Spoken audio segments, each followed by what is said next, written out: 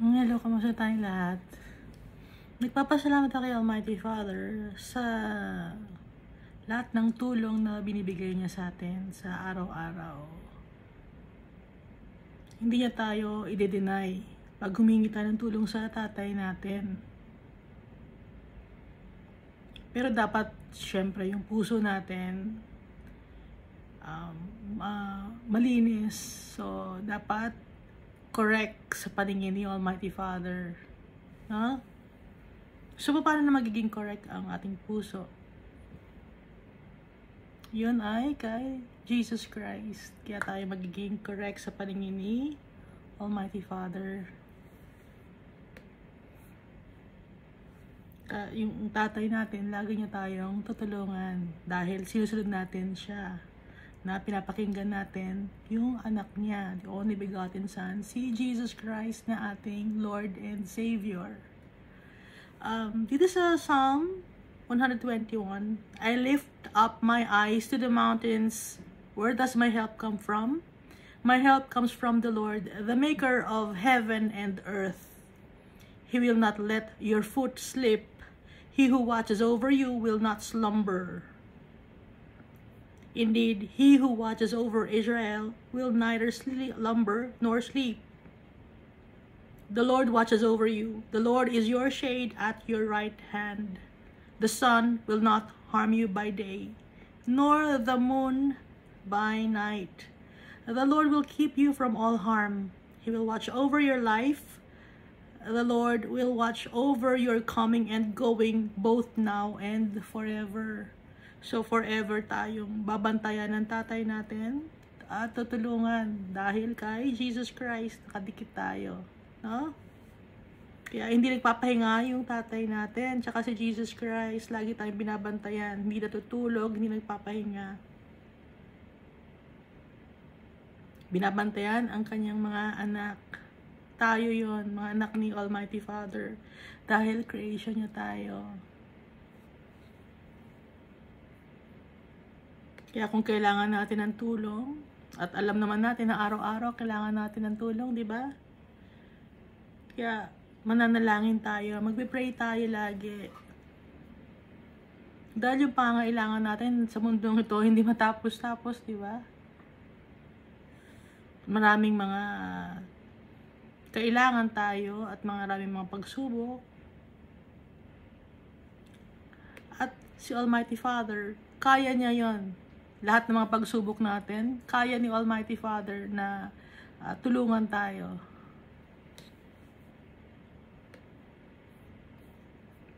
Last time binasa natin 2 chapters, no? Ezekiel chapter 32 and 30. Oh, sorry. Ezekiel chapter 31 and 32. So dito sa Ezekiel, no? Sino yung Pharaoh, King of Egypt? Yung Pharaoh, King of Egypt, sumisimbolo nito, or yung literal, no? Literal. Ito ay si Lucifer.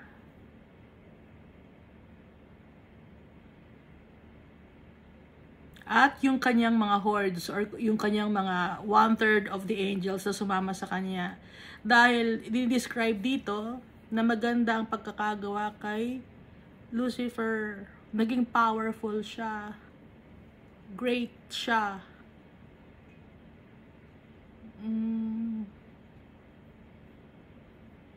At siya ay naging proud, no? Naging mayabang siya dahil full of wisdom siya. Knowledgeable. Yung appearance niya, maganda. Titingala siya ng ng mga kapwa niya, angels, no? Kung mababasa natin dito.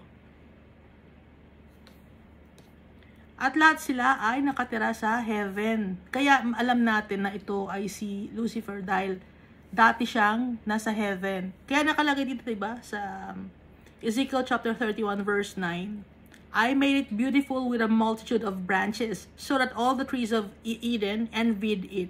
So titingala siya lahat ng mga puno. So yung mga puno na yun sumisimbolo sa mga angels in heaven. that were in the garden of God. That were. So, dati silang nasa garden of God. Ano yung garden of God? Dating nasa heaven. Pero yumabang ka. I have driven it out of its wickedness.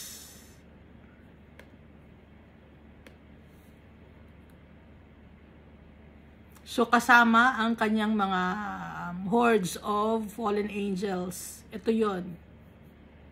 So, sa previous chapter, itong 30, yung mga allies niya, yung mga iba-ibang klaseng mga tao na nakisalamuha sa kanya or nagpa-tempt kay Lucifer.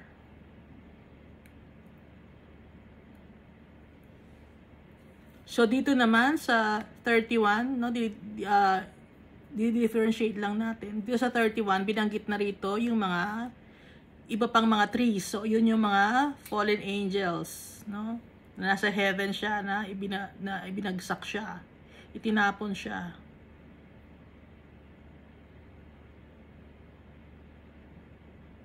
At makakasama niya yung mga taong madudumi. This is Pharaoh and all his multitude.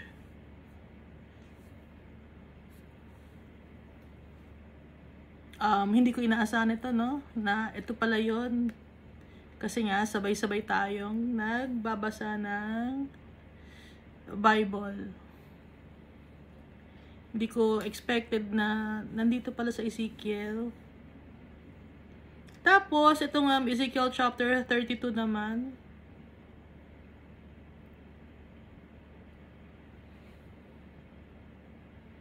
Siya pa rin ang describe dito.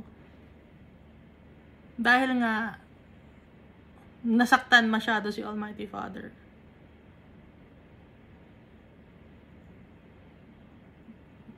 Ibinuhos ni Almighty Father dito yung kanyang pain.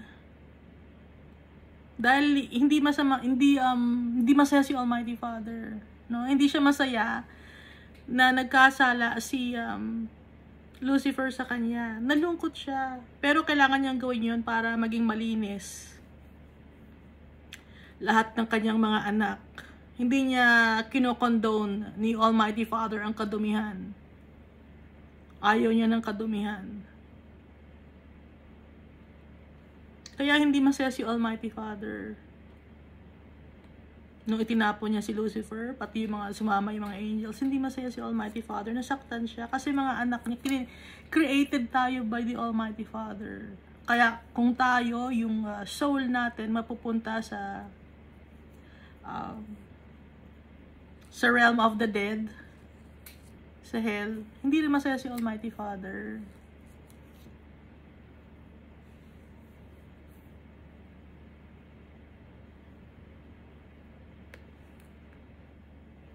Nagmamorn si Almighty Father, iniiyak niya to, no? Kaya nga lamentation. Naglalament siya, nagmamorn niya yung pagkakawala ng kanyang mga anak, yung nagkasala sa kanyang mga anak at hindi na makakabalik. Yung mga angels, hindi na makakabalik yon kay Almighty Father. Pag nagkasala sila, wala nang chances. Pero tayo, as people here on earth, may chance pa tayo. Dahil yun kay Jesus Christ. Ibinigay ni Jesus Christ ang kanyang buhay para sa atin. Para masave tayo. Maging malinis tayo. At makabalik sa tatay natin. Kaya iba ang angel sa mga tao, no?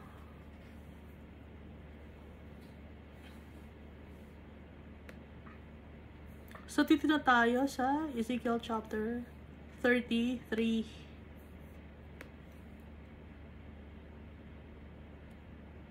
So, yung inuulit ko, yung pain, yung lamentation, yung mourning, or yung pagluluksa ni Almighty Father na wala yung kanyang mga anak, madami yon. Ibiramdam niya kay Ezekiel.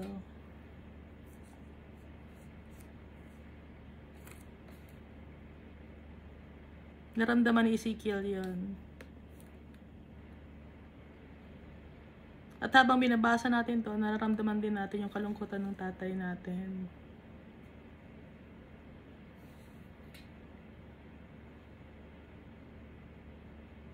Dahil hindi lang basta servant, no? Kundi family ang turing ni Almighty Father. May pagmamahal, may pagrespeto, merong pag-iingat, pag-aalaga. Kaya nasaktan si Almighty Father.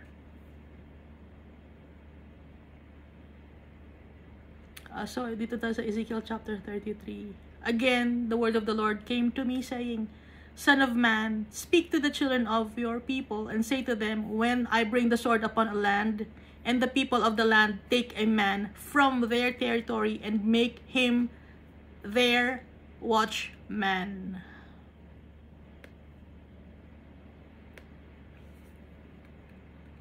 So, nagsasalita na naman dito si Ezekiel kasi hindi siya pwedeng magsalita or mute siya, no? Pag hindi siya pinagsasalita ni Almighty Father. Kaya, nung ulitin ko, nung namatay yung asawa ni Ezekiel, kinuha ni Almighty Father, tahimik lang si Ezekiel. Nagmo-mourn siya. Wala siyang masabihan, nasaktan ako, nawala yung asawa. Walang masabihan si Ezekiel. Hindi pa uso nun yung, or hindi pa sila marunong nung sign language. Kaya wala mapagsabihan si Ezekiel, kaibigan, o kamag-anak, or family, o kung may anak man siya, hindi niya masabi. Nasa sa loob lang niya. Yung kanyang bigat ng dibdib na dinadala yung pain. Kasi ipinaramdam niyo, Almighty Father. Okay?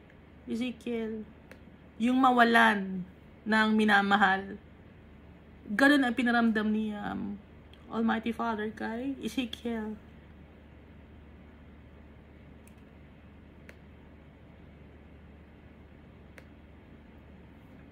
So ngayon magsasalita ulit si Ezekiel, no? Dahil pinagsasalita siya ni Almighty Father. Son of man, speak to the children of your people, and say to them, when I bring the sword upon a land, and the people of the land take a man from their territory, and make them, or make him their watchman. So pag sinasabing sword, when I bring a sword upon a land, pag nagsalita ako, salita ni Almighty Father kasi is like sword. Pag nagsalita ako, pag inutos ko, no, yun ang sabi ni Almighty Father, at ang mga tao ay kukuha ng isang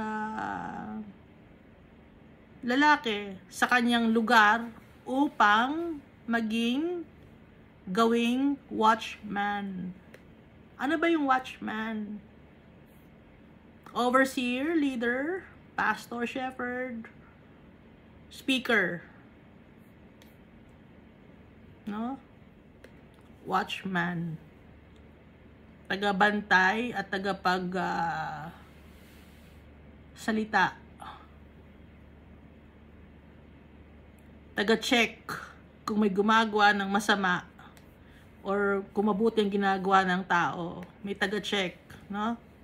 So verse 3, when he sees the sword coming upon the land, if he blows a trumpet and warns the people, siya yung magwa-warn sa mga tao, siya ang magsasabi kung mali ang ginagawa ng mga tao o tama. Kung masaya si Almighty Father sa ginagawa ng tao o hindi. Kaya nga, if he blows the trumpet and warns the people, then whoever hears the sound of a trumpet and does not take warning, if the sword comes and takes him away, his blood shall be on his own head. Ngayon, sabi ni Almighty Father, kung sino ang makakarinig ng sound ng trumpet at hindi niya kinuha yung warning na yon or hindi siya nakinig sa warning na yon, tapos dumating yung salita ng Diyos or yung dumating yung utos ni Almighty Father at siya ay inalis. Yung kanyang dugo ay siya. Accountable siya sa kanyang sariling pagkatao. Dahil alam mo na yung tama, bakit hindi mo ginawa? Yun ang ibig sabihin. May warning na sa'yo, hindi mo ginawa. So, ikaw accountable ka doon. Sabi ni Almighty Father. Nag-sound na yung trumpet, hindi mo pa ginawa. May warning na, ibinigay na ang utos, pero hindi ka sumunod. Kaya, his blood shall be on his own head.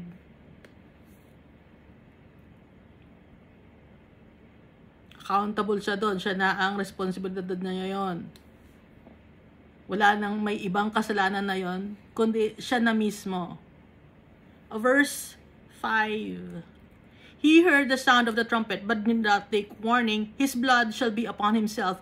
But he who takes warning will save his life. Kung hindi mo pinakinggan yung warning, kasalanan mo yon dahil hindi ka nakinig. Pero kung nakinig ka sa warning, masasave ang life mo. Ano yung warning na yon? Yung warning ay magsisi sa kasalanan at wag nang gumawa ng kadumihan. Yun ang warning ni Almighty Father.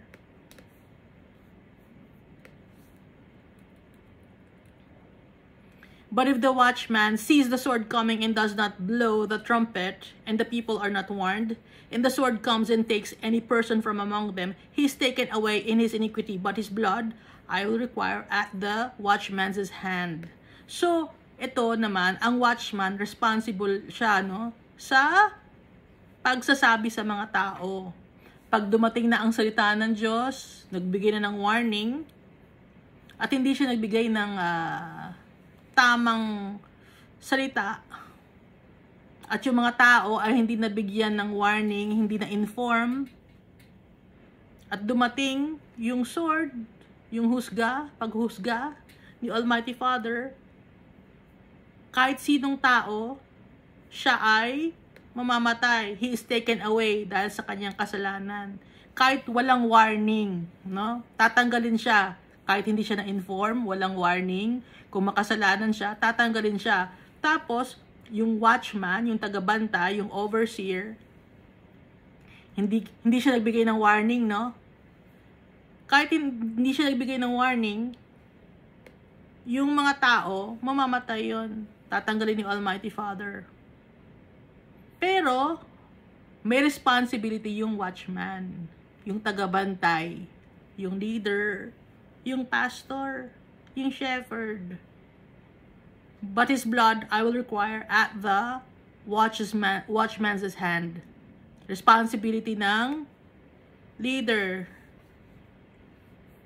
So, mamamatay yung mga tao or magkakapag-experience ng hardships and pains.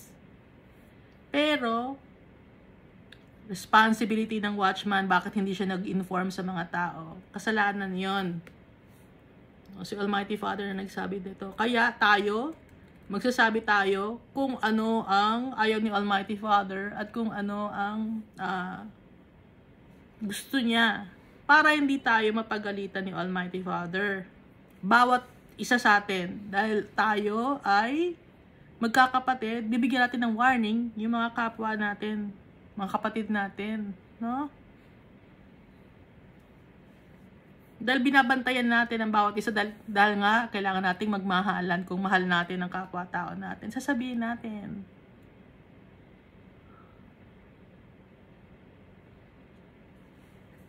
So you, son of man, I have made you a watchman for the house of Israel.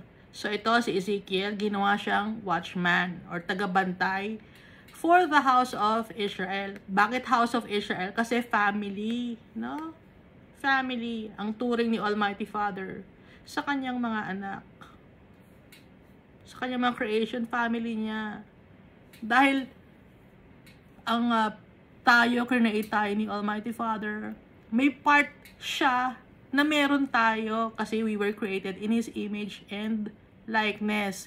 Gaya sa mga angels, create ni Almighty Father, may part yung mga angel na galing din kay Almighty Father na kagaya ni Almighty Father. Kasi nga, family, ganun ng family, di ba? May part, halimbawa, yung tatay mo, kaya mo yung tatay or nanay mo, kaya mo tinatawag ng tatay or nanay, or kinukonsider mo na family. Kasi may parte siya na galing sa kanya na meron ka.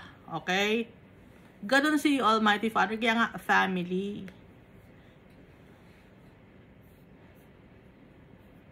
Therefore, you shall hear a word from my mouth and warn them for me. So, ginawang tagapagsalita si Ezekiel. Siya ang tagapag-warn sa mga tao para kay Almighty Father. When I say to the wicked, O wicked man, you shall surely die, and you do not speak to warn the wicked from his way, that wicked man shall die in his iniquity, but his blood I will require at your hand. Kaya, sabi dito, kung ang isang tao na wicked, pagsasabihan, no? O wicked man, you shall surely die. Pag hindi ka nagbago, at hindi ka lumapit kay Almighty Father, you will surely die in your iniquities. So, paano tayo hindi mamamatay? Hindi tayo mamamatay pag magtitiwala tayo kay Jesus Christ. Kaya, dapat lagi natin bibigyan ng warn ang mga tao. You do not speak to warn the wicked from his way, that wicked man shall die. Mamamatay yung tao na yon, pero ikaw, responsibility mo yon. Bakit hindi mo binigyan ng warning? Kaya yung madaming mga pastors, leaders, no? Religious speakers, hindi nagsasabi ng totoo or hindi binibigyan ng warning ang mga tao. Yung blood ng mga tao na yun na pupunta sa impyerno, kasalanan yon ng mga leaders. May kasalanan sila doon.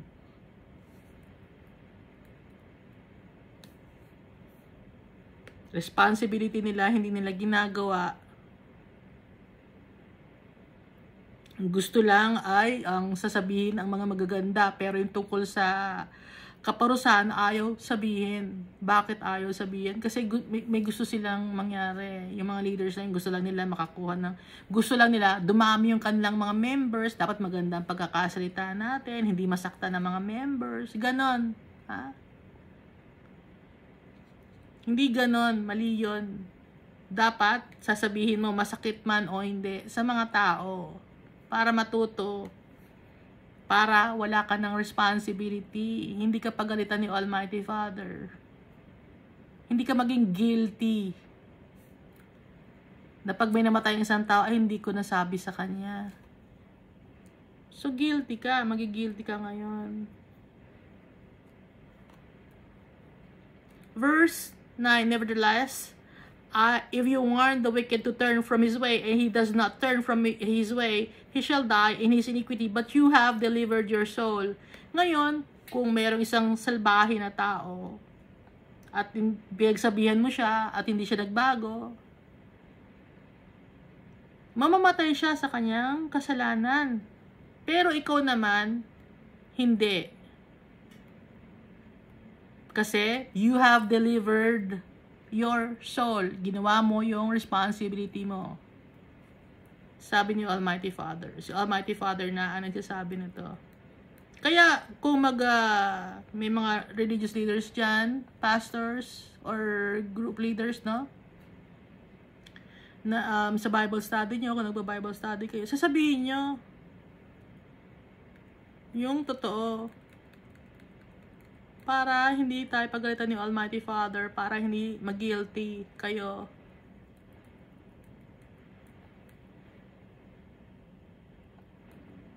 Huwag yung puro magaganda lang ang sasabihin ninyo. Ay, baka masaktan si brother, baka masaktan si sister, hindi na magbigay ng tithes, hindi na magbigay ng offering, umalis na. Huwag niyong panghinayangan yon. Ang panghihinayangan natin ay yung galit ni Almighty Father na hindi sa atin magalit, hindi tayo mapunta sa eternal damnation. Verse 10, therefore, O son of man, say to the house of Israel, thus you say, if your transgressions and our sins lie upon us, and we pine away in them, how can we then live? Paano kami mabubuhay? Kung marami kaming kasalanan at yung kasalanan namin ay nasa sa amin, paano kami ngayon mabubuhay? Sa verse 11 nakasulat, sabi ni Almighty Father, say to them, as I live, dahil buhay ako, says the Lord God, I have no pleasure in the death of the wicked. Hindi ako natutuwa, sabi ni Almighty Father, pag may mga namamatay ng mga salbahe na tao, na mga tao na napupunta sa impyerno, hindi ako natutuwa, but that the wicked turn from his way and live. Turn from your evil ways, for why should you die, O house of Israel? Bakit kailangan mo mamatay, house of Israel? Bakit mo kailangan mamatay? Hindi ako natutuwa pag may mga namamatay, sabi ni Almighty Father. Kaya hindi natutuwa si Almighty Father pag may mga napupunta sa impyerno. Dahil gusto ni Almighty Father lahat ng anak na babalik sa Kanya.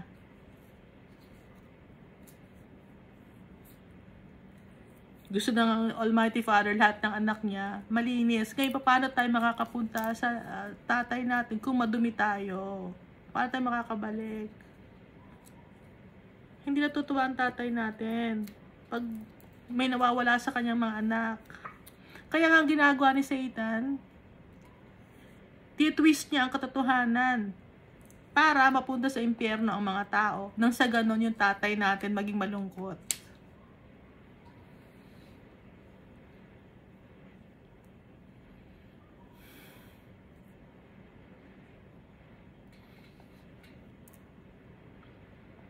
Alam niyo yun? Naiintindihan niyo ba yun? Gusto ng demonyo, ni Lucifer o ni Satan, mamalungkot ang tatay natin. Kasi si Lucifer, wala na siyang pag-asa. Gusto niyang maghakot, mandamay ng tao. Idadamay niya ang mga tao. Ang dami na niyang nahakot ng kaluluwa papunta sa Hades.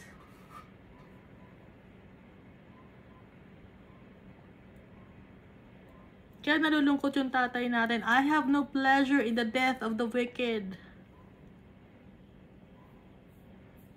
but that the wicked turn from his way and live. Para mabuhay ang mga wicked. Gusto ko sila mabuhay. Turn from your evil ways. Tigilan ang paggawa ng kasamaan sa kadumihan. For why should you die, O house of Israel? Bakit kailangan mo mamatay, O house of Israel? Bakit mo kailangan mamatay? Bakit kailangan mapunta ang kaluluwa mo sa impyerno? Hindi ako natutuwa.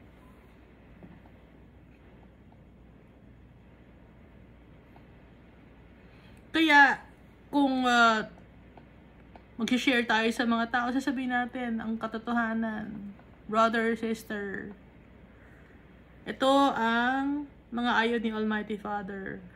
Kailangan ni Almighty Father na mga anak niya malinis dahil siya ay malinis. Hindi si Almighty Father bababa para maging madumi. Dahil yung tatay natin, powerful. Almighty, yung tatay natin, creator ng lahat ng nakikita natin at mga bagay na hindi natin nakikita. Ang tatay natin. So bakit siya magsasuccumb to the wishes of the people? Hindi siya ganon. Royalty ang tatay natin. Kung yung mga may mga hari at reyna, di ba, dito sa mundo, anong ginagawa nila? Pumapayag ba sila na madumihan sila? Pumapayag ba sila na magpasakop sa mga nasasakupan nila? Hindi. Meron silang sa isang salita. Mas lalo na yung tatay natin na napakalinis.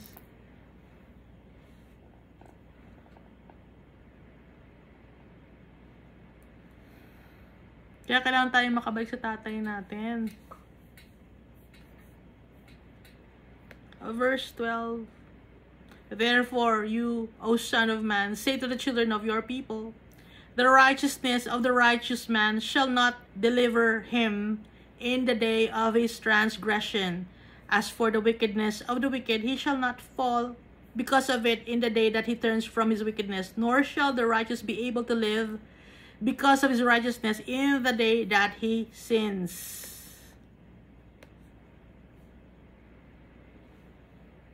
May mga tao na righteous, okay?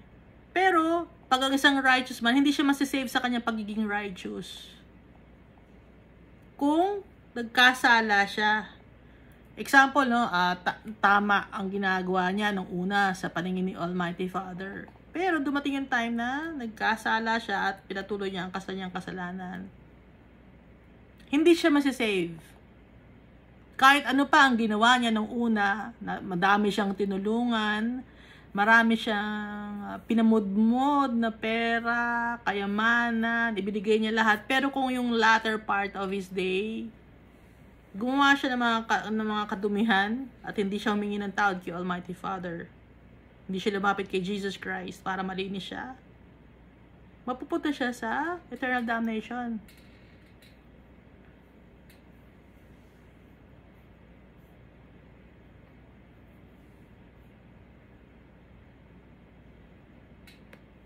At kaya yung mga wicked, kailangan maging maayos din sa paningin ni Almighty Father. Yung righteous, tsaka yung wicked. Yung righteous, patuloy na magpaka-righteous. Yung wicked, turn away from evil deeds.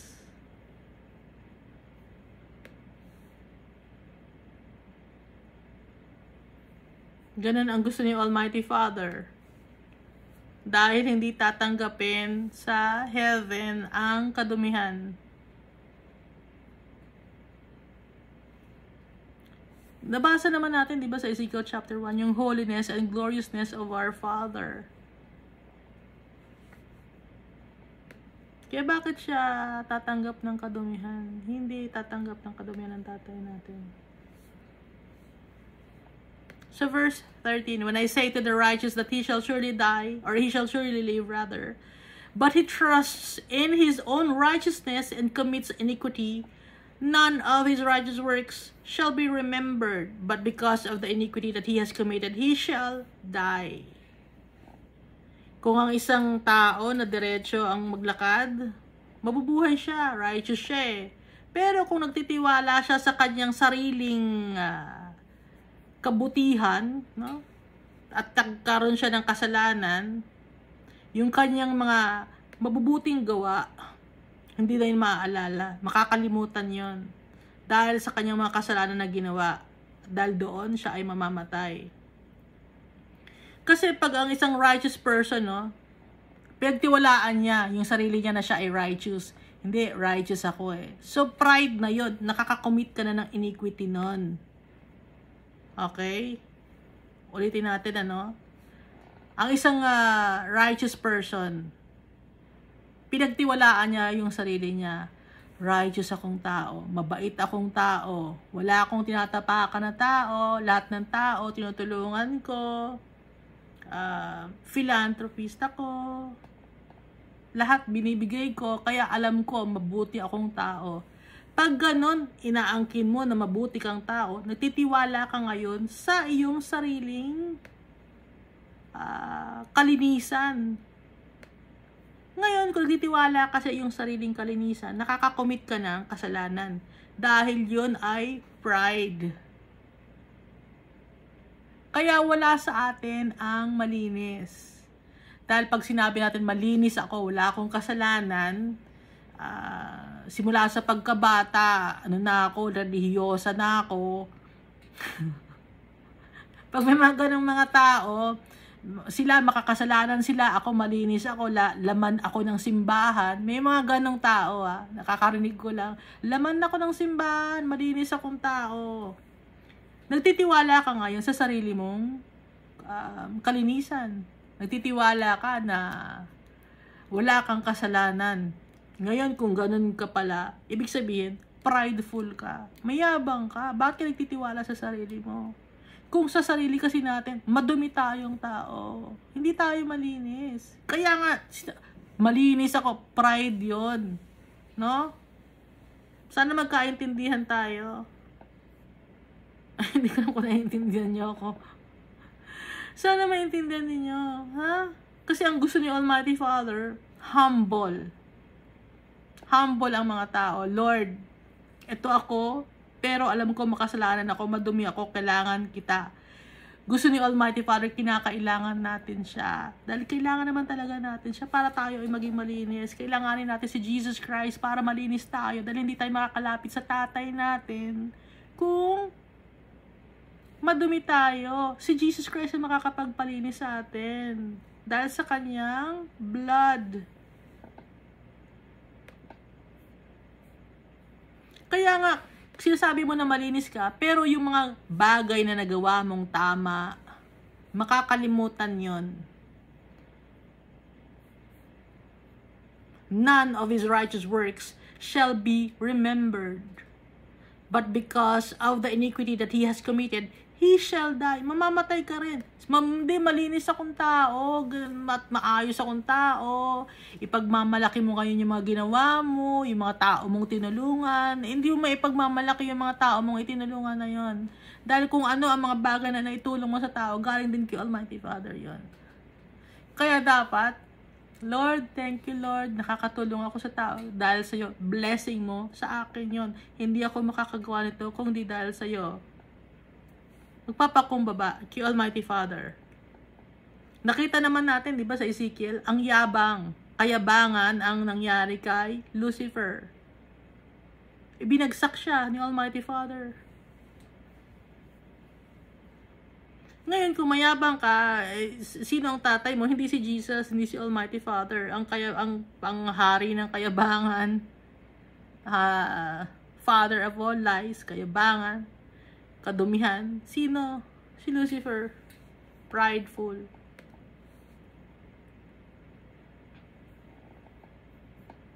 Verse 14. Kaya may mga tao mga nagmamalinis-malinisan, ano? Ayaw ni Almighty Father ng mga tao nagmamalinis. Ha?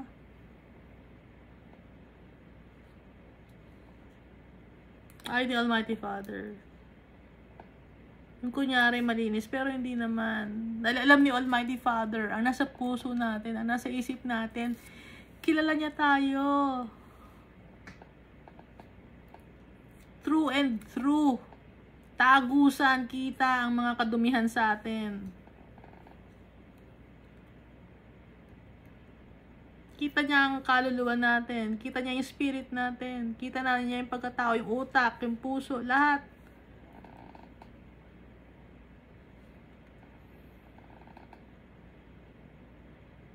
Kaya huwag tayo magtitiwala sa ating sarili.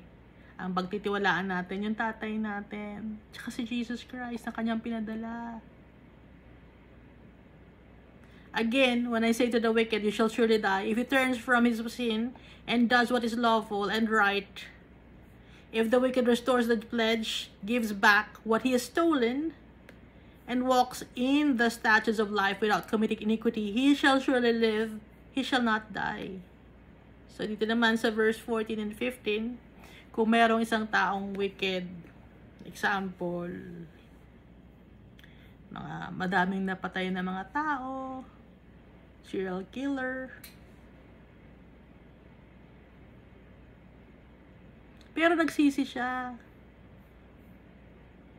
magnanakaw siya, pero nagsisi siya, lumapit siya kay Almighty Father, lumapit siya kay Jesus Christ,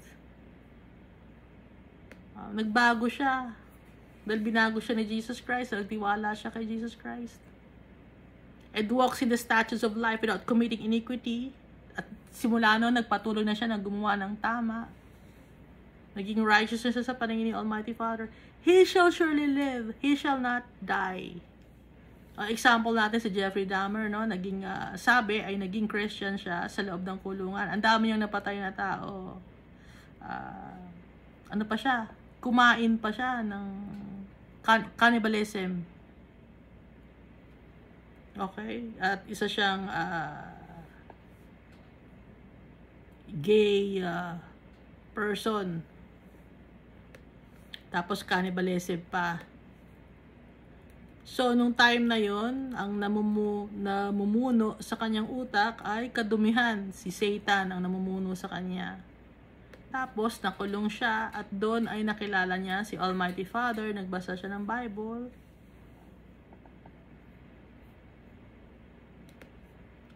Humingi siya ng tawad kay Almighty Father. At naging patuloy siya sa paggawa ng tama sa paningin ng Almighty Father. Kahit nakakulong siya at namatay siya, pinatay siya kasi sa kulungan na si Jeffrey Dahmer. He shall surely live. Yes, namatay yung kanyang physical body, pero yung soul niya mapupunta kay Almighty Father. Matatanggap niyo ba yon? Matatanggap ni Almighty Father yon. Dahil kay Almighty Father, lahat ng mga tao nagtitiwala sa Kanya, humingi ng tulong sa Kanya, at gumagawa ng tama sa paningin ng Almighty Father, kahit gaano kadaming kasalanan, mabubura yon. Dahil sa dugo ni Jesus Christ, mabubuhay siya. Kung nagtiwala siya kay Jesus Christ, no? Na kahit na yung kasalanan natin ay singpula ng scarlet, magiging white as snow. Di ba nakalagay yun? Even if your sin is like,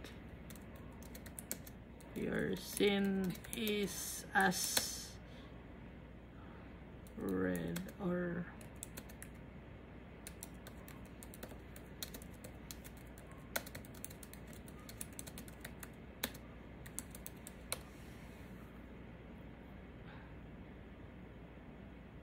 Isaiah chapter 1 verse 18, Come now and let us reason together, saith the Lord. Though your sins be as scarlet, they shall be as white as snow. Though they be red like crimson, they shall be as wool. Dahil kay Jesus Christ.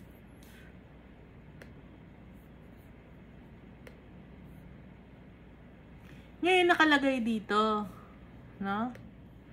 If the wicked restores the pledge, gives back what he has stolen, and walks in the statutes of life without committing iniquity, he shall surely live, he shall not die. Sa verse 15. Gives back what he has stolen. Paano kung buhay ang kanyang kinuha, ninakaw? Paano kung glory ang kanyang ninakaw? Yung fame ng tao, siniraan niya, money. Paano kung ibang tao ang ninakaw niya, adultery, yung dignity, yung integrity, ninakaw niya, yung rights ng tao, yung justice, hindi niya binigyan ng justice, yung tinanggalan niya ng peace of mind yung tao, tinanggalan niya ng katotohanan, tinanggalan niya ng kaalaman. Paano yun? Paano niya, may babalik ba niya yun? Si Almighty Father ang babalik nun.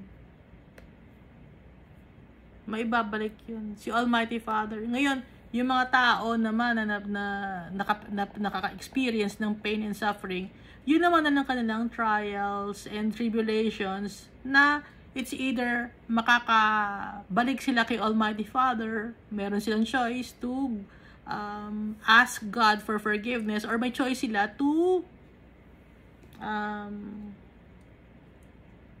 be upset or hate people who have wronged them. So, yun naman na ang kanilang trials. Kaya tayo bilang tao, dikit-dikit tayo. Nakakasakit tayo ng tao. Nasasaktan tayo ng ibang mga tao. So, nasa sa atin na yung kung paano ang gagawin natin, paano tayo makakalapit kay Almighty Father. Let it go. No? Give it to our Father, give it to Jesus. Lahat ng pains natin, naramdaman, ibigay natin kay Almighty Father. Kasi yung mga itong mga tao, human sila. Kaya nagkasala, kaya nila tayo nasaktan dahil inaalaw nila yung devil na mamuhay sa kanila para mas manakit sila ng tao. Ngayon, bilang Kristiyano, tatanggapin ba natin yon na maging katulad nila na na si Satan, sidaktan sila, kaya tayo rin gagayahin natin sila, na aalaw natin si Satan na mamudo rin sa atin para rin magkaroon tayo ng galit sa puso natin? Hindi. Dahil alam natin si Jesus Christ, kilala natin yung tatay natin. So alam natin, ibibigay ngayon natin sa tatay natin. May mga tao kasi na hindi nila alam ang gagawin, no? Na nasaktan sila, nung bata sila, hindi nila alam ang gagawin nila. Pero tayo, as followers of Christ, alam natin ang gagawin natin, ibibigyan natin sa tatay natin. At yung mga tao naman na hindi nila alam ang kanilang gagawin, isi-share naman natin ngayon sa kanila yung pagmamahal ni Almighty Father para ma-inform naman sila, mabigyan sila ng warning. So, nagkakaintindihan tayo, di ba?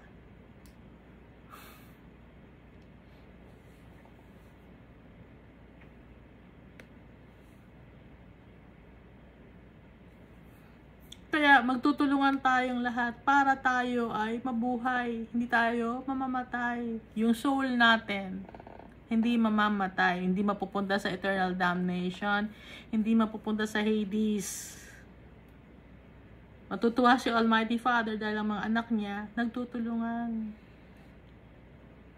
Yung tatay natin ang pinapasaya natin dahil sobra ng pain ang nararamdaman ng tatay natin. Pag may mga nawawalang mga anak niya.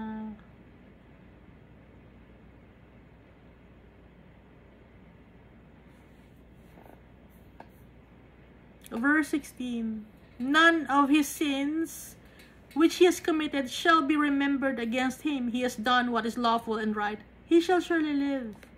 Example nga na to, no? Si Jeffrey Dahmer, kung naging faithful follower of Christ siya before he died. Yung mga kasalanan niya, hindi na maalala yon. Makatarungan ba yon? Kasi may mga tao, hindi ko matatanggap yun. Bakit napatawa dyan si Jeffrey Dahmer? Bakit siya mapupunta ng langit? Or si Ted Bundy, kung sakali, no? Hindi natin alam. It's just an example. Kung si Ted Bundy nakapunta hindi, bakit siya mapupunta ng langit? Hindi yan, hindi. Or, wala tayong magagawa. Kung nakipag-usap siya kay Almighty Father at pinatawad siya ng Almighty Father. Ngayon, ikaw ngayon ang may problema. Bakit hindi mo matanggap? Kailangan mo si Almighty Father para makapag-release ka ng anger mo, mawala yung anger mo. Si Almighty Father ang kailangan. Si Jesus ang kailangan. Ikaw ngayon ang may kasalanan, ikaw ngayon ang mapupunta sa hell, sa impyerno. Nakikita ninyo? Hindi, sabi niyo, hindi naman fair yun. Ako ang ginawa ng kasalanan eh. Bakit ako mapupunta sa impyerno? Ang test sa'yo ay magbigay ng pagpapatawad. Ngayon, kung hindi ka magpatawad sa kapwa-tao mo, saan ka mapupunta?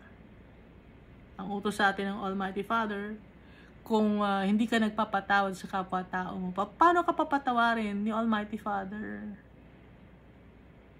Diba nasa Lord's Prayer yon? Forgive us our sins as we forgive those who sin against us. And how many times will we forgive those people who have wronged us? 70 times 7. Hindi na mabilang, no? Isipin, sobrang painful naman nun. Oo, painful yun. Mas painful yung nangyari kay Jesus Christ. Pero napatawad ni Jesus Christ yung mga taong nanakit sa Kanya. Tayo pinatawad ni Jesus Christ. Tayo ang isa sa mga nanakit sa Kanya. Tayo ang pumatay sa Kanya. Tayo ang naging dahilan kung bakit Niya ibinigay ang Kanyang buhay para ma-save tayo. Para maging malinis tayo sa paningin ni Almighty Father.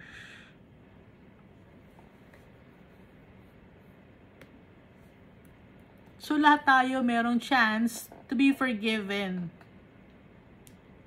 Depende na lang sa atin kung i-heed natin yung warning. Kung yung trumpet makikinig tayo, gaya nga dito sa earlier part ng Ezekiel chapter 33, verse 17. Yet, the children of your people say, the way of the Lord is not fair, but it is their way which is not fair. Sabi ni Almighty Father, sabi ng mga tao, hindi naman fair yun. Naging maayos naman kami. Tapos yung mga wicked mapupunta ng heaven, tapos kami hindi, kasi maayos naman kami. The way of the Lord is not fair. Sabi na, but it is their way which is not fair. Yung way ng mga tao ang hindi fair. Sa verse 18, when the righteous turns from his righteousness and commits iniquity, he shall die because of it.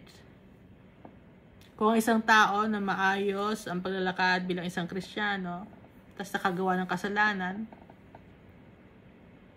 iniwan niya ang pagiging righteous, mamamatay siya sa kanyang kasalanan. Pag hindi siya nagpapatawad ng mga katao na nagkasala sa kanya, maayos siyang tao.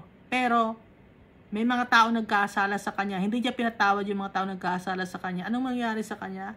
He shall die because of it.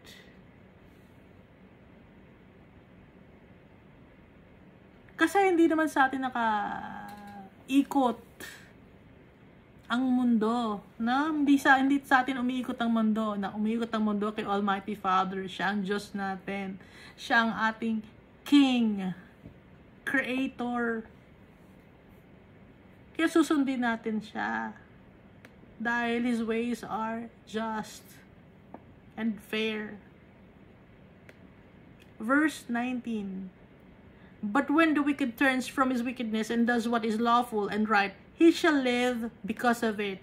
Kung ang isang tao ay salbahe, wicked siya, at itinigilan niya ang pagiging wicked or salbahe, at ginawa na niya kung ano man ang mabuti sa paningin ni Almighty Father, at patuloy niyang ginawa yung tama, yung righteous or correct in the eyes of God, he shall live because of it.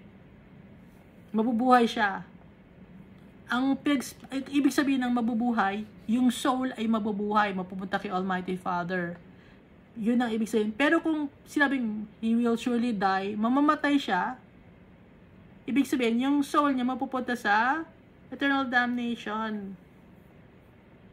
So, alam na natin ang difference, no, ng he shall surely live and he shall surely die. Kasi lahat naman talaga ng tao, meron tayong time frame lang dito sa mundo. At ang pinaka-maximum time frame for us to stay in this world is 120 years. That's the maximum age that were given to us by our Father. Dahil alam ni Almighty Father, baka naman hanggang 120 years, kaya nyo na, di ba? Marunong na kayo, nag-matured na kayo, nakilala nyo na, kaya hanggang 120 years na. Kasi halimbawa, kung pinatagal pa ni Almighty Father, naging 500 years, tapos hindi ka pa nagbabago, ang dami mong na-impluwensyahan ng tao na maging makasalanan. Kung ngayon nga lang, 120 years, ang dami natin na-impluwensya ang taong gumawa ng kasalanan, di ba? Kaya 120 years lang ang binigay sa atin ng Almighty Father.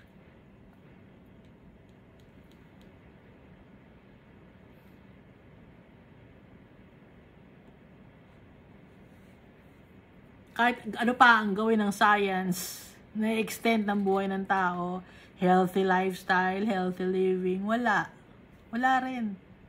Kasi si Almighty Father ang gagawa ng paraan.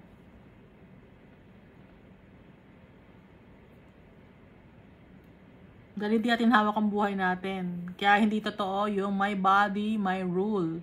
Bakit? Alam mo ba kung hanggang kailan ka sa mundo na to? Kaya sinasabi mo my body, my rule? Hindi totoo yun, ha? Kasi nungalingan yun ni Satan.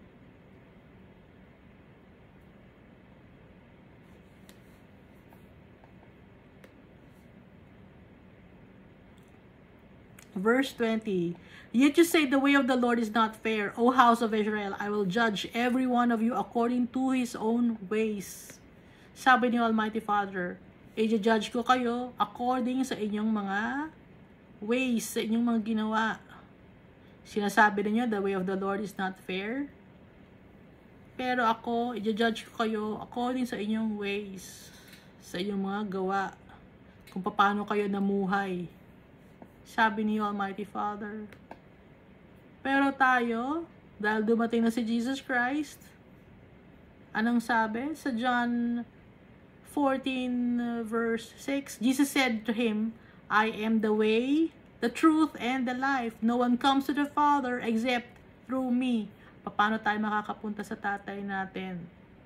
Through Jesus Christ. Kaya, i-judge tayo according to our ways. And if we anchor ourselves to Jesus, and we will follow Jesus, because He's the way, the truth, and the life, makakapunta tayo sa Father natin. Mapapatawad tayo sa mga kasalanan natin. Verse 21. And it came to pass in the 12th year of our captivity, in the 10th month of the 5th day of the month, that one who had escaped from Jerusalem came to me and said, the city has been captured. So verse 21, ano? So it came to pass in the 12th year of our captivity. So 12 years na silang captive nung sinulat ni Ezekiel. So 12 years ng mute si Ezekiel. Ang tagal niyang mute Ezekiel. Diba, on the 9th year, ganun, binabanggit ni, diba? 12 years nang mute si Ezekiel. Ang tagal na. Hindi niya na-express yung sarili niya, yung feelings niya. Nakakapagsalita lang siya dahil kay Almighty Father, kung anong pinapasabi ng Almighty Father. Kaya nga, diba, nung namatay ang asawa niya, ano bang nangyayari sa'yo? Bakit hindi ka nagsasalita?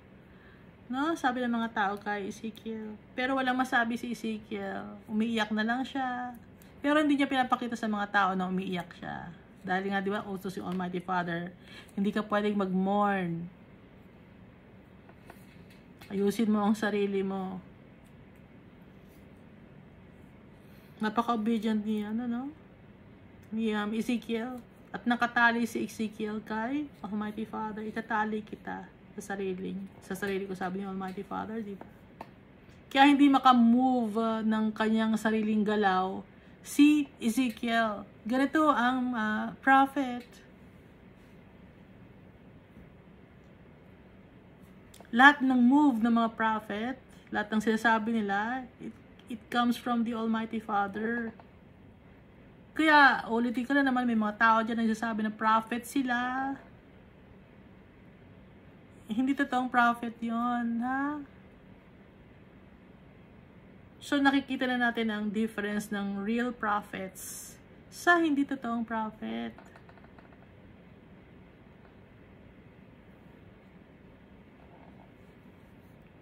So, may lumapit kay Ezekiel, diba? The city has been captured. Dahil nga, yung nabasa natin, diba, dito sa earlier part of Ezekiel, na may kakapture ang Jerusalem. Kaya ngayon, na-captured na ang Jerusalem. Lumapit kay Ezekiel, verse 22. Now the hand of the Lord had been upon me in the evening before the man came who had escaped. Bago pa man lumapit yung lalaki na nakatakas, si Almighty Father na kay Ezekiel na. And he had opened my mouth, so when he came to me in the morning, my mouth was opened and I was no longer mute.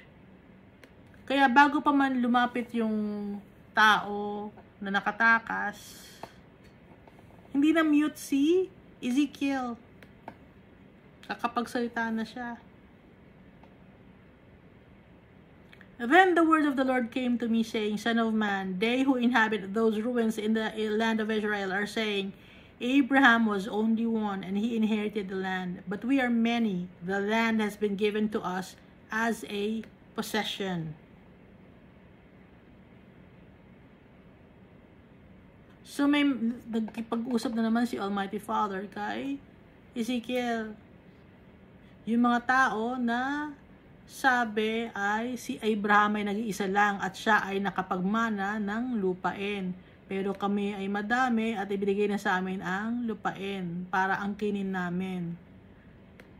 Sa verse 25, therefore say to them, sabi ni Almighty Father, thus says the Lord God, you eat meat with blood, you lift up your eyes toward your idols and shed blood. Should you then possess the land? Makasalanan kayo, you eat meat with blood. Kasi nga, nung time na to, hindi pwede silang kumain ng meat na may blood. Kasi blood symbolizes life. You lift up your eyes toward your idols. May mga sinasamba kayo na mga images. And shed blood. Pumapatay kayo ng tao, nananakit kayo ng tao. Ngayon, may karapatan ba kayo para angkinin ang lupain? Sabi ni Almighty Father. You rely on your sword, you commit abominations, and you defile one another's wife. Should you then possess the land? Nagtitiwala kayo sa inyong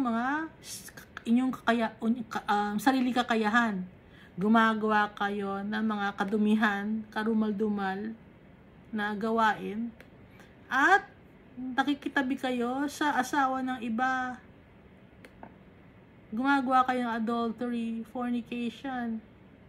Ngayon, may karapatan ba kayo para angkinin ang lupain? Verse 27, say thus to them, thus says the Lord God, as I live, dahil buhay ako, surely those who are in the ruins shall fall by the sword. Kung sino man yung gumagawa ng kasamaan, sila ay babagsak sa salita ng Diyos. And the one who is in the open field, I will give to the beasts to be devoured. Kung sino man ang mga nasa labas, hayaan ko silang mamatay. Kakainin sila ng mga hayop. And those who are in the strongholds and caves shall die of pestilence. At yung mga tao na nakatago sa mga bahay or sa mga cave or kung ano man ang pinagtataguan nila, makakaranas sila ng mga peste, ng mga sakit. Kung ano ng mga pestilence yun, or kakagatin sila ng ahas, peste yun, or mga animals, peste rin yun, or mga insekto, mamamatay sila, may infect sila. No? Ganun si Almighty Father.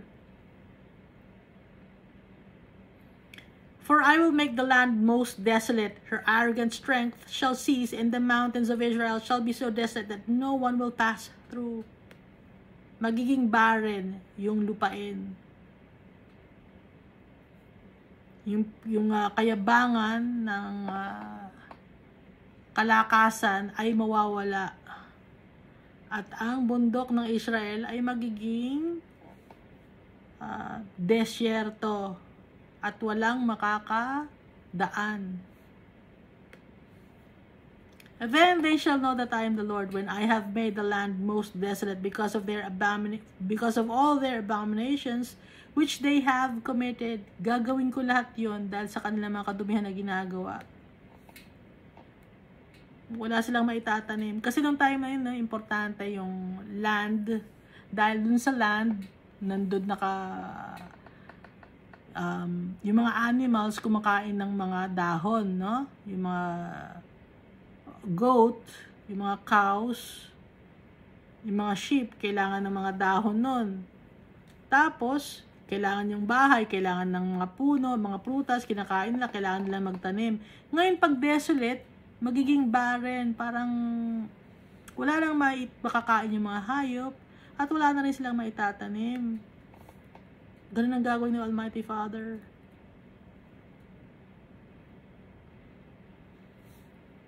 Nakakatakot magalit si Almighty Father. Dahil kaya magpasalamat tayo dahil kay Jesus Christ. Pinadali na ni Jesus Christ. Dahil sa kanyang malaking sakripisyo, pinadali na ni Jesus Christ para makalapit tayo sa tatay natin. Hindi ba ninyo naiintindihan?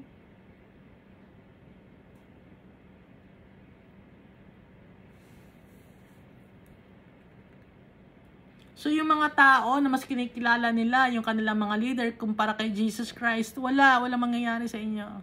Ha? Walang mangyayari sa inyong kabutihan.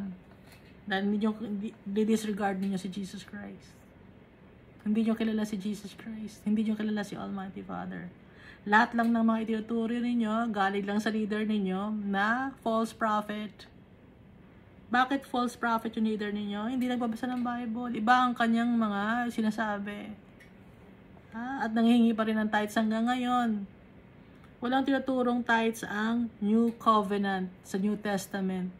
God loves a cheerful giver.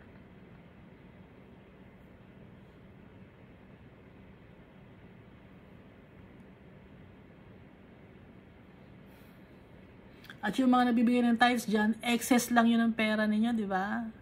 Excess lang ng pera ninyo dahil marami kayong pera. Pero yung tao na walang pera tas nagbibigay kay Almighty Father, nagbibigay ng offering, yun na mas binibless ni Almighty Father. Binibigay niya kasi lahat.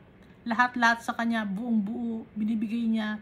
Pagkatao niya, binibigay niya. Yun ang gusto ni Almighty Father, hindi pera.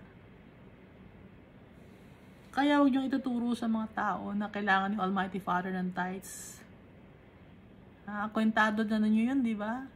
Ito, ang trabaho nito ay isang businessman, ganyan ang income niya. So, ikukwenta na natin yon sa accounting, accountant. Ito ay isang empleyado, bilang isang empleyado, alam na natin ang sweldo niya, ganyan ang binibigay niya. So, kwentado na natin yon.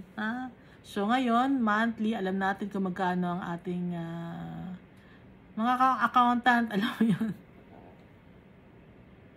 O kumita ba tayo? O pag kumita tayo, o bibigay natin sa leader natin, makakapag-travel ngayon yung leader natin, kung saan natin pwedeng papuntahin siya. O ginamit na yung pera sa kung saan.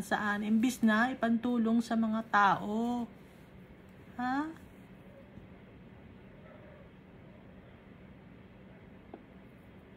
Tapos tatakutin nyo ngayon yung mga members ninyo. Pag hindi kayo nagbigay ng pera hanggang sa kananunuan ninyo, hindi pagpapalain. Huwag yung tatakutin, mga tao. Ba't yung tinatakot? Tungkol sa pera? Pag tungkol sa pera, pang pananakot, ha? Hindi ganon.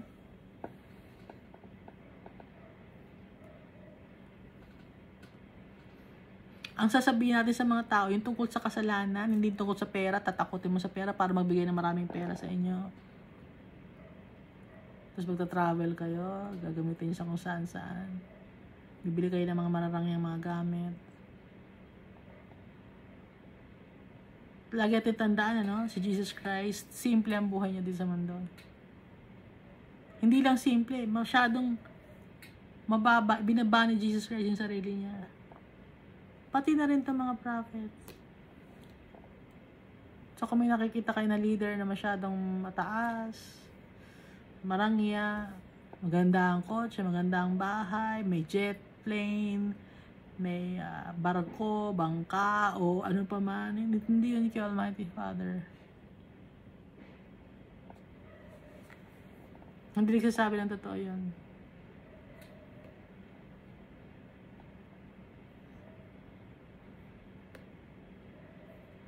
So dito tayo, sa verse 29, nabasa na ba natin? Then they shall know that I am the Lord when I have made the land most desolate because of all their abominations which they have committed. Ang isa sa mga abominations ay ang panloloko sa mga tao tungkol sa pera. Abominations, yung kadumihan yun. Kasi material things yun material blessings yun. Hindi yun kasali. Pag tungkol dito sa mundo, hindi yun holy, okay? Mas ni-require sa atin ni Almighty Father yung buong pagkatao natin dahil tayo ang importante sa Kanya, yung kaluluwa natin. Ang gumawa ng tama.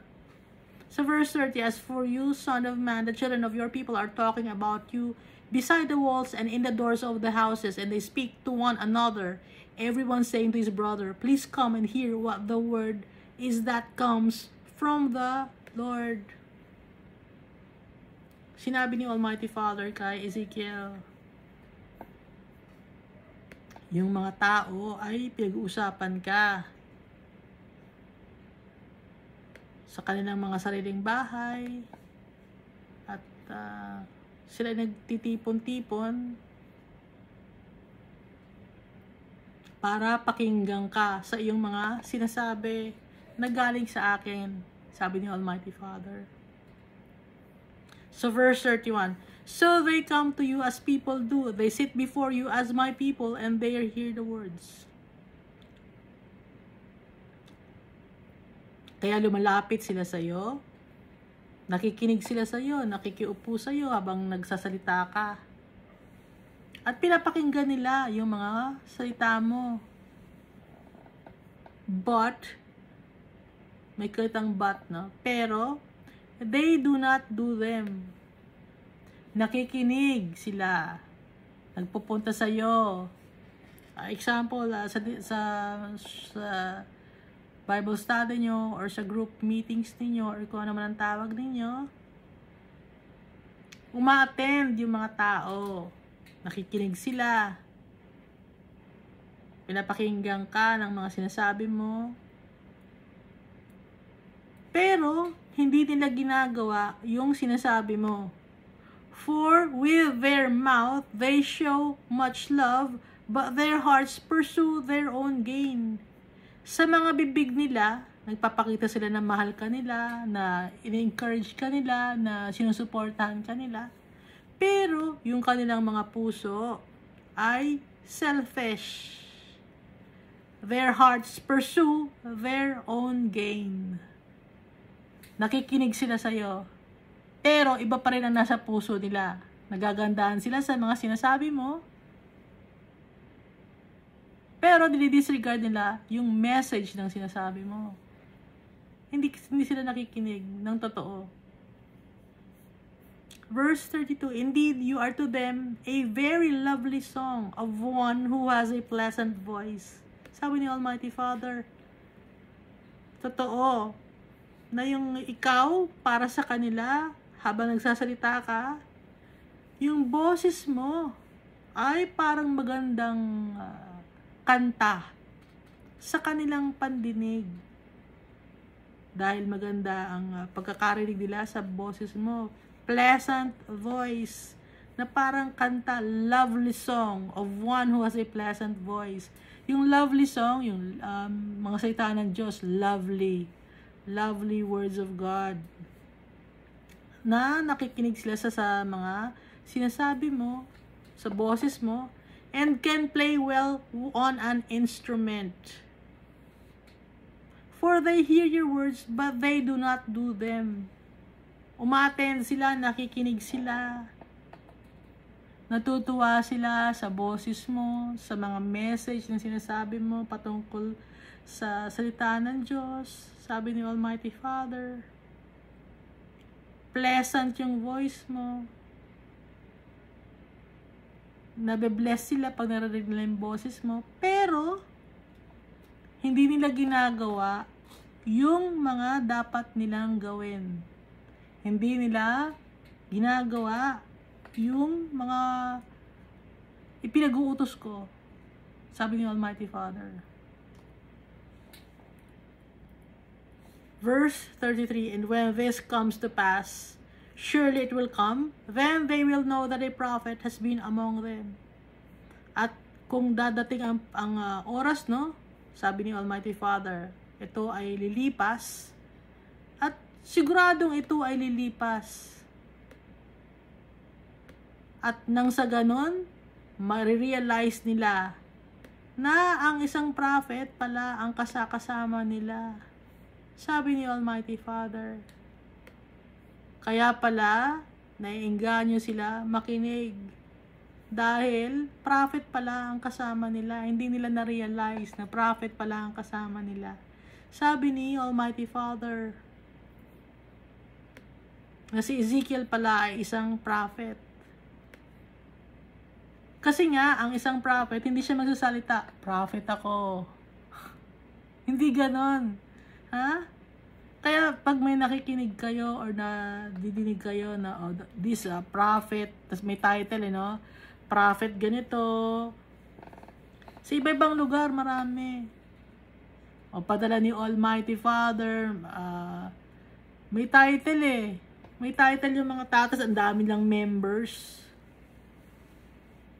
Hindi totoo yun, no? Yung mga taong ganon. Kasi ang totoong padala ni Almighty Father ng mga prophets, totoong mga padala ni Almighty Father ng mga tao, hindi nila sinasabi na prophet sila dahil hindi nila kinoconsider ang na sila ay prophet. Gaya ni John the Baptist, hindi niya kinoconsider ang sarili niya na prophet. Di ba may nagsabi kay John the Baptist, why are you a prophet? Sabi ni John the Baptist, no. Dahil hindi niya kinoconsider na prophet siya, si John the Baptist.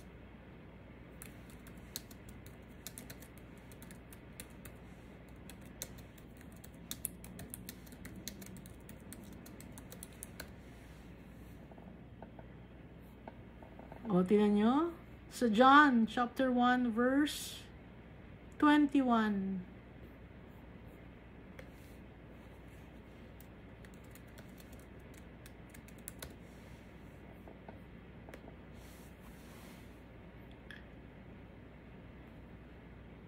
They asked him, then who are you? Are you Elijah?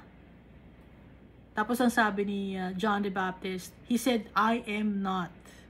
Are you the prophet? He answered, no.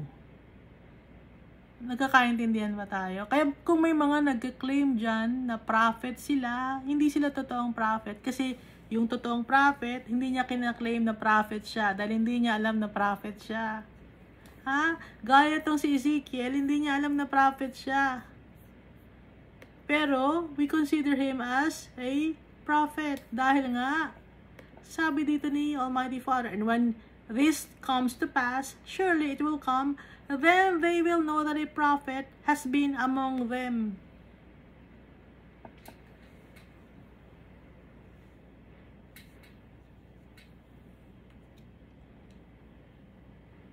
Napakabait ni Almighty Father, no? Nagpapadala siya ng mga tao sa atin para maitama tayo sa tamang landas.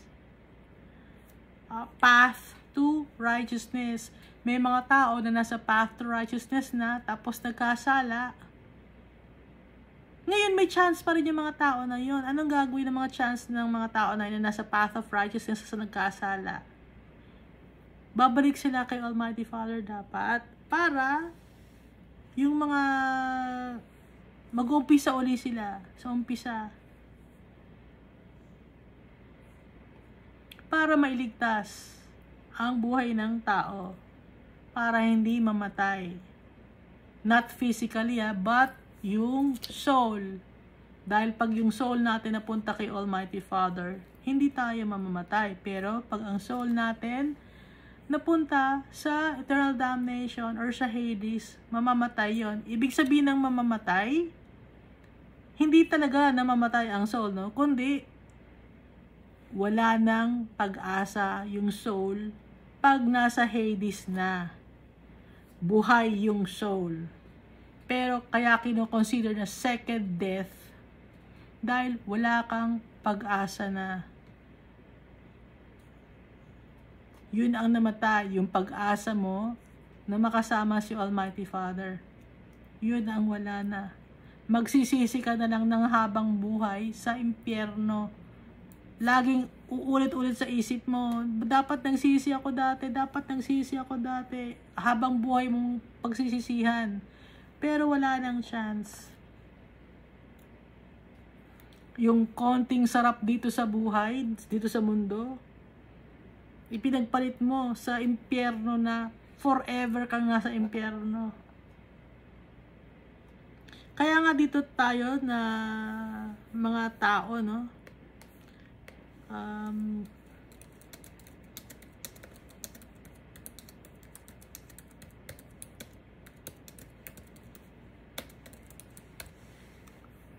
Dito sa Revelation chapter 12 verse 11, huwag natin mamahalin ang buhay natin dito sa mundo. Hindi ko sinasabi na ay hindi natin mahal ang buhay natin sa mundo, tayo, magpakamatay na tayo, no? Or pumamatay na tayo ng tao. Hindi ganon, ha? Kundi, huwag natin iti-treasure ang mga bagay dito sa mundo dahil mga bagay dito sa mundo ay temporary lang. For a while lang tayo nandito. For a while.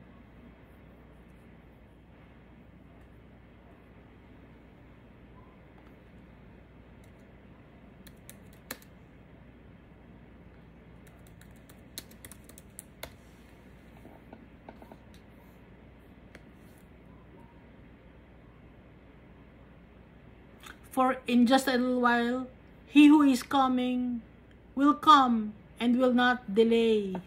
So, konti na lang. No? Hebrews chapter 10, verse 37. In just a little while, he who is coming will come and will not delay. Tapos dito, after you have suffered for a little while, the God of all grace who called you to his eternal glory in Christ will himself perfect, confirm, and strengthen. And strengthen and establish you. Sa 1 Peter chapter 5, verse 10 naman yon. Okay? So, yung isa, in just a little while. So, konting oras lang tayo dito. Hindi naman tayo aabot ng 120 years dito. Ha? Yung iba, bata pa, kinukuha na, no? Wala pang mga 20s. So, hindi tayo talaga taga dito, okay? Kaya, hindi natin dapat mahalin ang buhay natin dito sa mundo.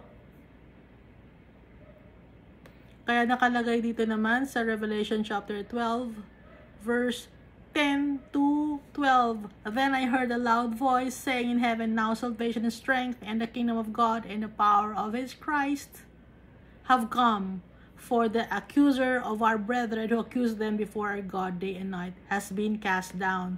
Si Satan kasi ina-accuse tayo kay Almighty Father. Hindi unfaithful. Gaganon si Lucifer sa atin or si Satan. Gaganon siya. Hindi faithful ang mga tao. Ang gagawin naman ni Lucifer, ite-tempt naman niya ng mga tao. Kaya lalong nalulugbog ang mga tao sa kasalanan. May nagte-tempt sa kanila. No? At nagpapadala naman sa temptation ang mga tao. So verse 11, and they overcame him by the blood of the Lamb and by the word of their testimony, and they did not love their lives to the death. They did not love their lives to the death. Kaya tayo, hindi natin dapat mamahalin ang buhay dito sa mundo dahil we will just stay here for a little while. Nagkakaintindihan tayo, di ba?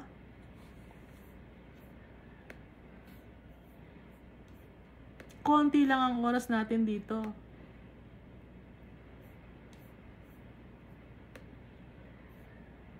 Sinasabi ko sa inyo ang totoo, no? Kasi yung iba dyan, hindi tayo mamamatay, hahaba ang buhay natin, i-bless tayo dito, mahaba pa ang buhay natin dito sa mundo. Hindi ko sinasabi sa inyo yon.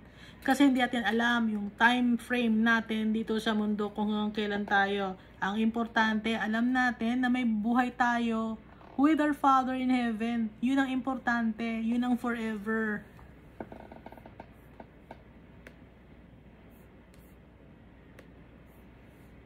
Kaya, yung mga kasalanan natin, no? Ulit natin, yung mga kasalanan, yung mga ayos tayo, tapos nagkasala tayo, dapat humingi tayo kay Almighty Father. Ngayon, kung wicked tayo, nagkasala tayo, dahil wicked tayo, hingilin tayo kay Almighty Father ng tawad para masave tayo. Dahil kung patuloy natin ginagawa ang kasamaan, hindi tayo makakasama, hindi at makakasama yung tunay na pamilya natin. At yung mga tao naman na watchman or yung nag-oversee sa mga tao, dapat magbigay ng warning sa mga tao. Yung totoo. Hindi yung puro yung sugarcoat, yung mga salita. Hindi, yayaman ka rito sa mundo. Mga ganun lagi. Pag nagbigay ka ng pera, makakapag-abroad ka, ibibigay sa inyo Almighty Father ang lahat dito.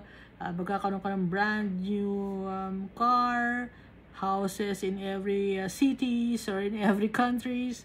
Hindi ganon, na sasabihin natin ang totoo na ang buhay ng tao ay maikli lang. At yung buhay natin, i-dedicate natin to Almighty Father.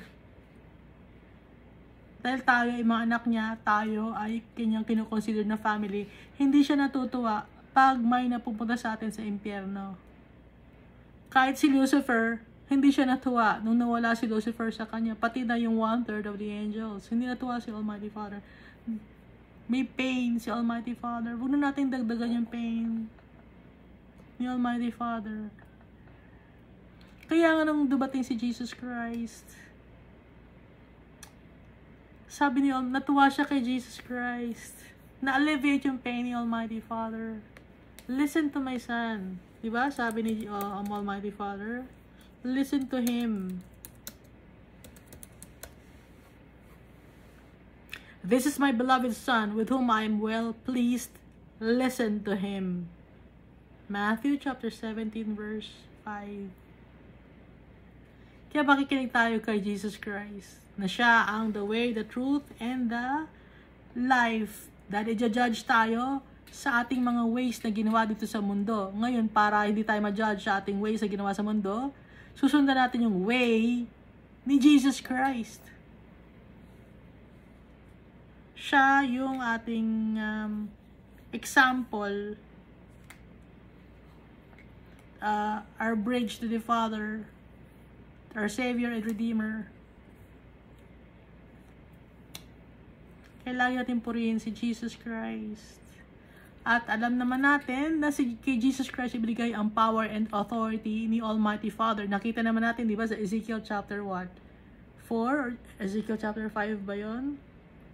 Na ibinigay kay Jesus Christ ng cherub or yung isa sa mga 4 living creatures, yung fire or yung spirit pa yun, no? So yon ang pagpapatunay na kay Jesus Christ ibinigay, walang ibang pinagbigyan, si Jesus Christ lang, namumukod tangi, the only begotten Son, dahil siya ay namumukod tangi sa lahat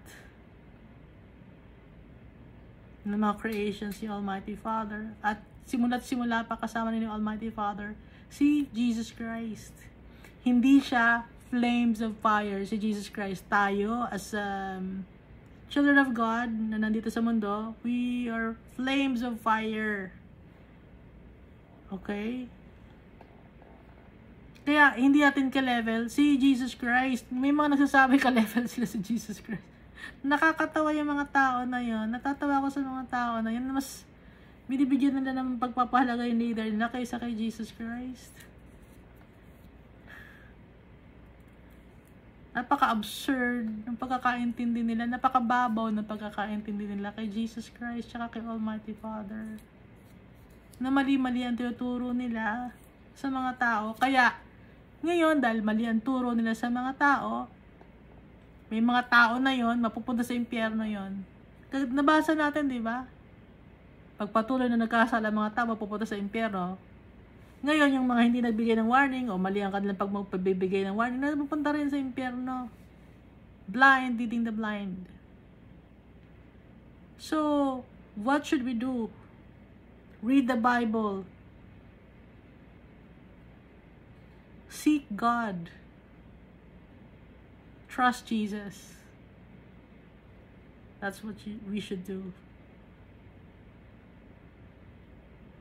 Pray to the Almighty Father in Jesus Christ. Kahit anong ginagawa natin, talk to Him. Kahit ano, talk to Him.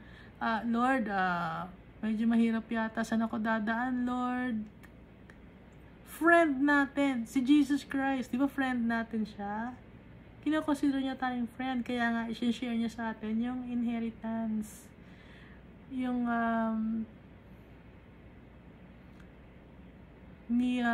binigay sa kanya ni Almighty Father, i-share ni Jesus Christ. At walang inililihim sa atin yung tatay natin tsaka si Jesus Christ. Lahat ibinigay na sa atin. Yung history ng mundo nandito na. Ano nangyari kay Satan, andito na rin. Hindi ko alam dati.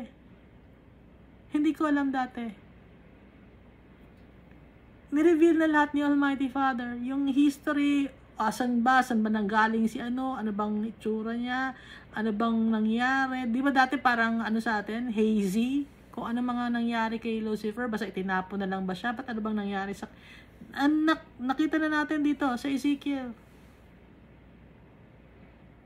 Hindi nililihim ang tatay natin sa atin. Ang hindi lang niya masabi ay kung kailan ang darating ni Jesus Christ. Dahil kailangan natin laging maging handa.